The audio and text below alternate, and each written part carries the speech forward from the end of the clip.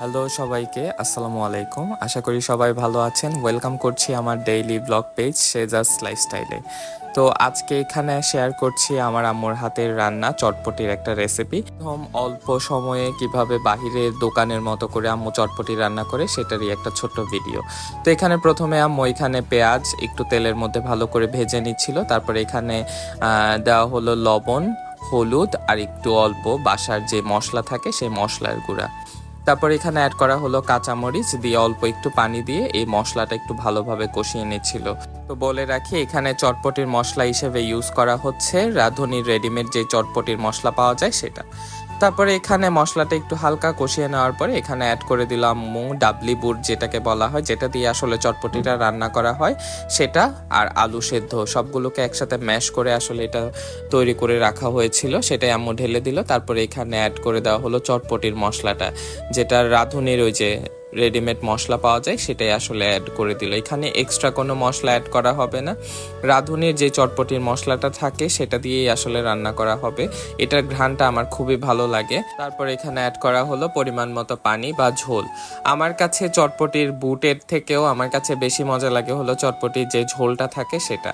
তো এখানে একটু ফুটে আসার পরে আম্মু ভালোভাবে নেড়ে চেড়ে নিচ্ছিল। এই তো তৈরি। নামানোর আগে আম্মু চিলি ফ্লেক্স আর হলো ধনিয়া পাতা অ্যাড করেছিল, যেটার আসলে ক্লিপ নিতে আমার মনে ছিল না।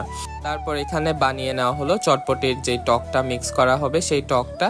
এখানে টকের মধ্যে ইউজ করা হয়েছে অল্প একটু চিলি ফ্লেক্স, ধনিয়া পাতা, সাথে হলো লবণ আর চিনি হলো স্বাদ মতো, তারপরে হলো তেঁতুলের রস, যেটা দিয়ে আসলে মেইন উপকরণটা আর কি।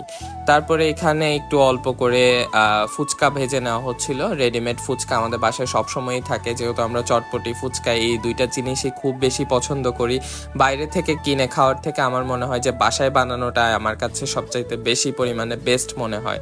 এই তো তৈরি হয়ে গেল, এখন ভালো করে পরিবেশন করার পালা। অনেক কিছু দিয়ে আসলে টপিংস দিয়ে আমার খেতে ভালো লাগে না, আমার শুধুমাত্র ফুচকা আর হলো সিদ্ধ ডিম এই দুইটা জিনিস দিয়ে আসলে চটপটি খেতে সবচাইতে বেশি ভালো লাগে। সাথে তো তেঁতুলের টক থাকেই। তো আমি এখানে পরিমাণ মতো তেঁতুলের টক নিয়ে নিয়েছিলাম। আমার কাছে মিডিয়াম রেঞ্জ টকটাই আসলে মজা লাগে, আর মিষ্টি টকটা বেশি মজা লাগে আমার কাছে। তো এই তো তারপরে এখানে সিদ্ধ ডিম অ্যাড করার পালা। ডিমটা যত বেশি হবে তত বেশি আমার কাছে আসলে মজা লাগে। আমি প্রতি বাইটে ডিমের একটু একটু অংশ খেতে আমার খুবই ভালো লাগে। সাথে তো ফুচকা আছে, এই ফুচকা যত বেশি আসলে দেওয়া যায়। বাসায় বানানো চটপটির আসলে এটাই মজা, যত বেশি টপিংস আপনারা ইচ্ছা মতো দিয়ে খেতে পারবেন, এই জন্যই আসলে বাসায় বানানো। তো এই তো বাইরের বৃষ্টির যে ওয়েদার, সেই ওয়েদারের সাথে আমি আমার ইভিনিং স্ন্যাক্সটা বসে বসে মজা করে খাচ্ছিলাম। যতবারই একটা একটা করে স্পুন মুখে দিচ্ছিলাম ততবারই খুব ভালো লাগছিল। তো এই তো ভিডিওটা কেমন লাগলো কমেন্ট করে জানাতে ভুলবেন না। ভিডিওটা ভালো লাগলে অবশ্যই আমার পেজটা একটা ফলো দিবেন। সবাই ভালো থাকবেন। আল্লাহ হাফেজ।